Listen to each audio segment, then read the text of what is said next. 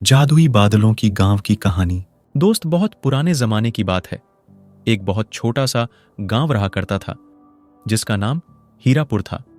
हीरापुर में सभी लोग कृषि से जुड़े हुए थे और किस चीज से अपना जीवन का पालन पोषण किया करता था। बहुत पुराने दिनों की बात है। उस गांव में काफी कम आबादी थी और सभी लोग, हीरापुर के जितने भी जनसंख्या थे, वे लोग सभी कृषि पर निर्भर थे। हीरापुर के सभी लोग किसी का काम कर कर अपने खेतों में अनाज को गाकर बाजारों में तथा मंडियों में बेच दिया करते थे।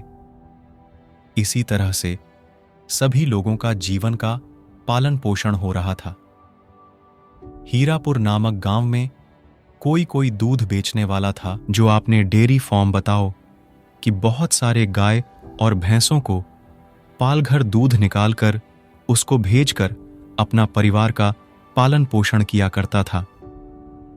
गांव के सभी लोग बहुत ज्यादा खुश रहा करते थे क्योंकि उनकी खेती बाड़ी बिल्कुल अच्छी तरह से हो रही थी। लेकिन एक बार की बात है, उस गांव में बहुत ज्यादा सूखा पड़ गया था क्योंकि उस गांव में 2 सालों से बारिश नहीं हो रही थी।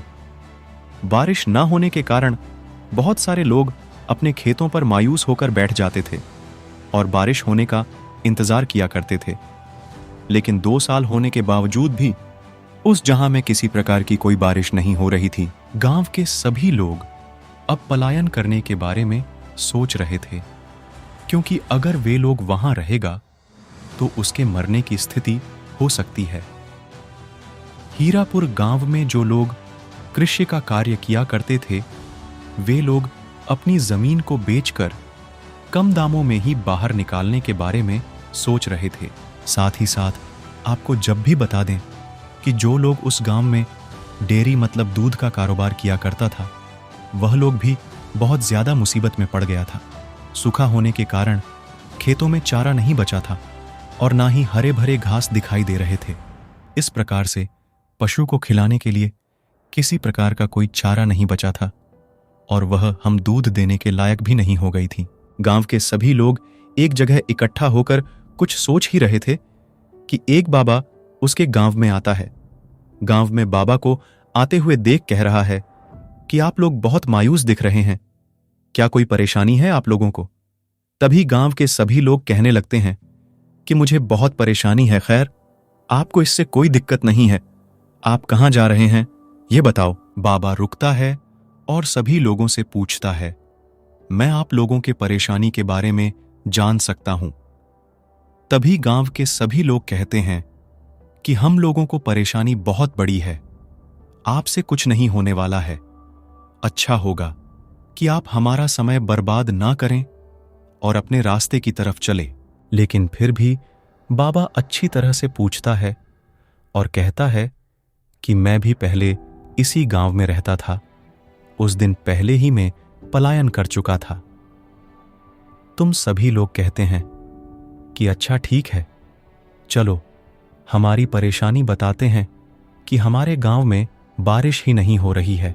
श्रीमान बाबा कहता है कि बारिश ना होने के कारण तो मैं यही हूं, क्योंकि मैं इस गांव में आकर बहुत उल्टा सीधा कार्य कर कर भगवान को नाराज करके यहां से पलायन कर गया था, जिसका ना से यहां की जमीन पर बारिश नहीं हो रही है।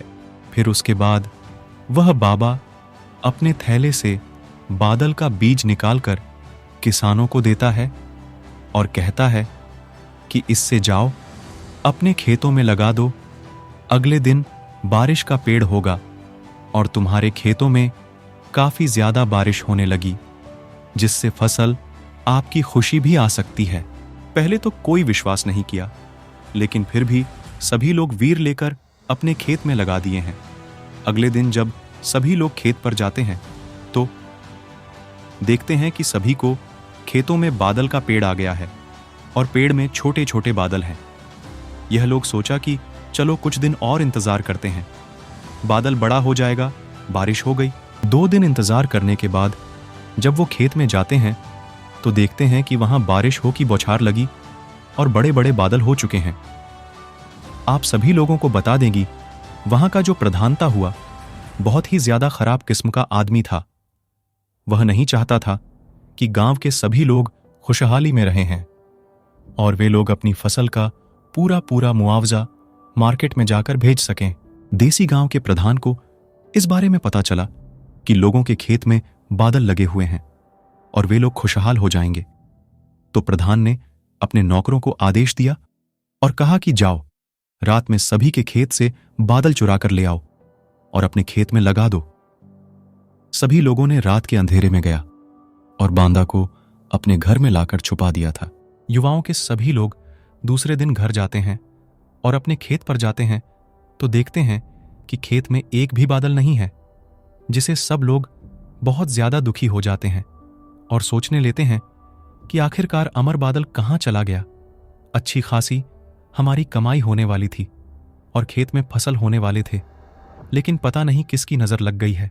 गांव के सभी लोग अपने अपने खेत में खड़ा होकर सोच ही रहे थे कि अचानक खबर आती है कि प्रधान के घर बाढ़ आ चुकी है।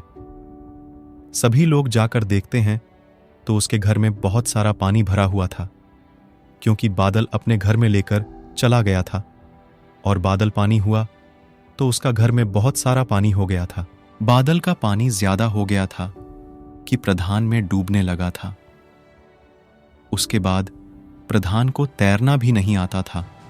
वह लोगों से, मतलब के गांव के लोगों से प्रार्थना विनती करें, लगाकर कृपया करके मुझे बचा लीजिए, मैं आगे से ऐसी गलती नहीं करूंगा।